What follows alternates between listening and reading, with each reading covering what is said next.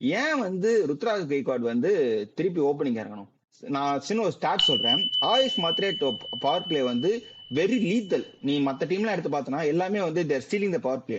ஆயுஷ் மாத்ரேக்கு ஒரு ஸ்டார்ட் சொல்றேன். ஆயுஷ் மாத்ரேயோட ஸ்ட்ரென்த் என்ன? ரோஹித் சர்மா மாதிரி like pull shot covering 30 yards circle வந்து கிளியர் பண்றது. அவரோட புல் ஷாட் எப்படி இருக்குன்னா பேக் ஃபுட், ஃப்ரண்ட் ஃபுட், ஹிப்ல போட்டா அவரும் கைண்ட் ஆஃப் ரோஹித் சர்மா மாதிரி தான். பிகாஸ் நான் கம்பேர் பண்ண முடியாது ரெஜென்ட்டோட. பட் அவரோட மிகப்பெரிய ஃபேன் சொல்றேன். ரோஹித் சர்மாவும் ஆயுஷ் மாத்ரே ரெண்டு பேருமே புல் ஷாட் தான் விட்டாங்க. ஏன்னா live by the sword, die by the sword அந்த கேட்டகரி தான். சோ நான் என்ன சொல்றேன், இவரோட பவர் பிளே யூட்டிலைசேஷன் நீங்க யூஸ் பண்ணணும்னு சொல்றேன். 2023ல இருந்து ஒரு பவர் பிளே பேட்டர் வந்து ஹையஸ்ட் ஸ்ட்ரைக் ரேட் வச்சுக்கிட்டு பேஸ் பாலர் யாருன்னா first Vaibhav Suryavanshi 220+ strike rate. அதுக்கப்புறம் ஆயுஷ் மாத்ரே 190.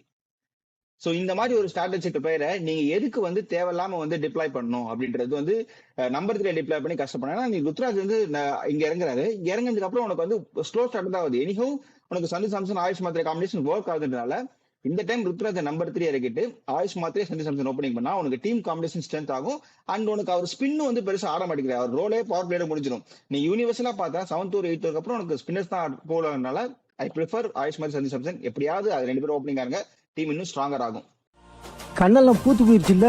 அப்படி ஒரு விஸ்வரூபம் நம்ம வேட்டைக்கருப்பு மாதிரி வானத்துக்கும் பூமிக்குமா அப்படியே நம்ம பெரியயாவை பார்த்த மாதிரி இருந்துச்சு. இதெல்லாம் ரத்தத்திலேயே ஊறி போனதியா.